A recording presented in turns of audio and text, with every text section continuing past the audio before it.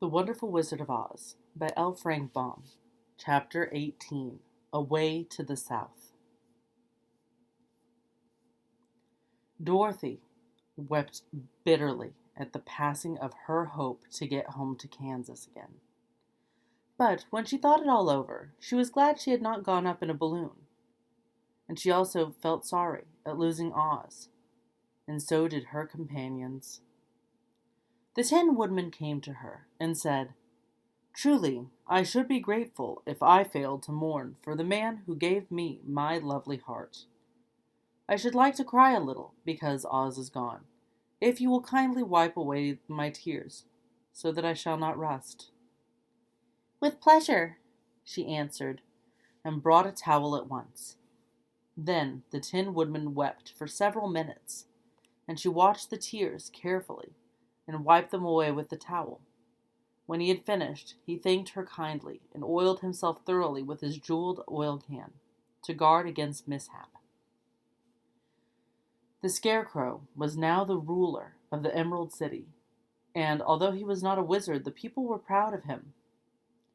"For," they said, "there is not another city in all the world that is ruled by a stuffed man." And, so far as they knew, they were quite right. The morning after the balloon had gone with Oz, the four travelers met in the throne room and talked matters over. The Scarecrow sat in the big throne, and the others stood respectfully before him. "We are not so unlucky," said the new ruler, "for this palace and the Emerald City belong to us, and we can do just as we please.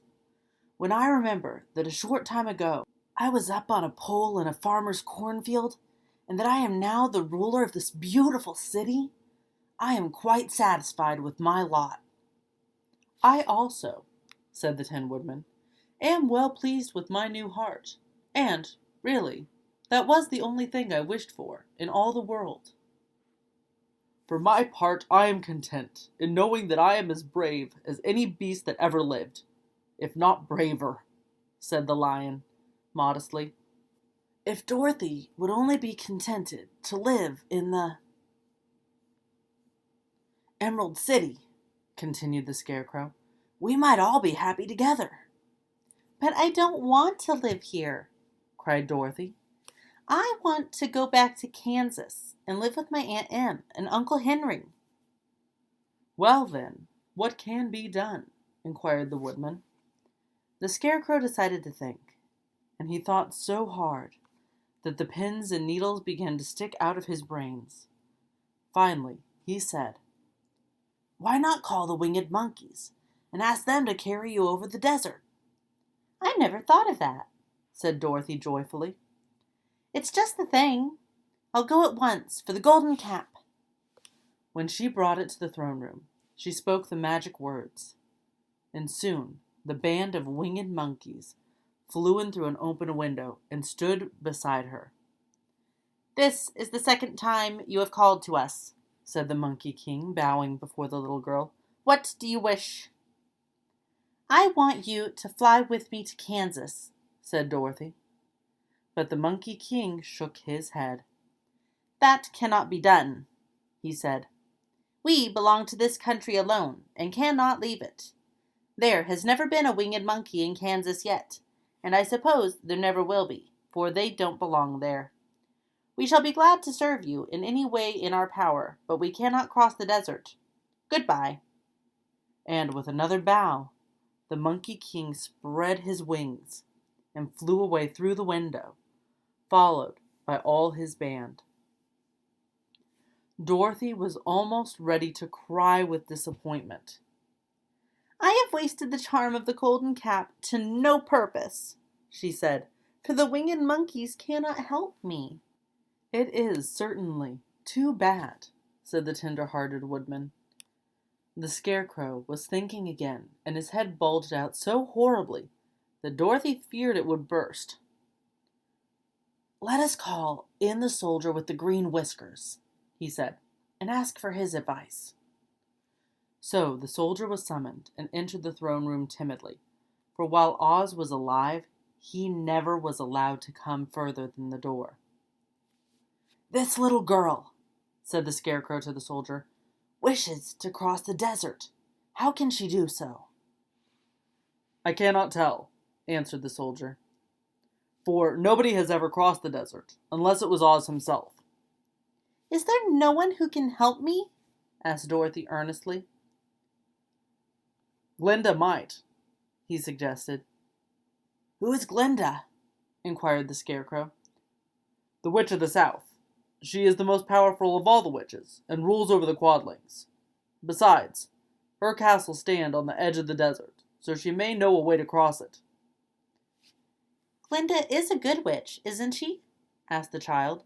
The Quadlings think she is good, said the soldier, and she is kind to everyone.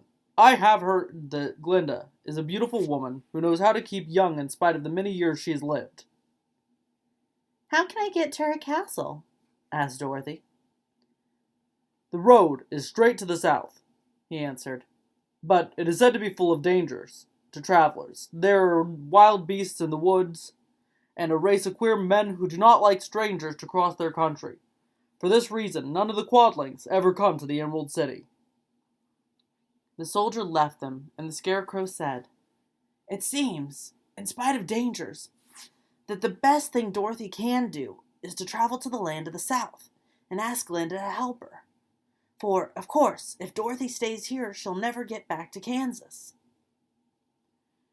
You must have been thinking again, remarked the Tin Woodman. I have, said the Scarecrow.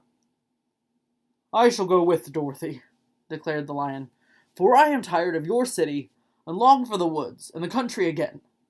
I am really a wild beast, you know. Besides, Dorothy will need someone to protect her. That is true, agreed the Woodman. My axe may be of service to her, so I also will go with her to the land of the South. When shall we start? Asked the Scarecrow. Are you going? They asked, in surprise. Certainly. If it wasn't for Dorothy, I should never have had brains. She lifted me from the pole in the cornfield and brought me to the Emerald City, so my good luck is all due to her, and I shall never leave her until she starts back to Kansas, for good and all. Thank you, said Dorothy, gratefully. You are very kind to me, but I should like to start as soon as possible. We shall go tomorrow morning, returned the Scarecrow. So now, let us all get ready, for it will be a long journey.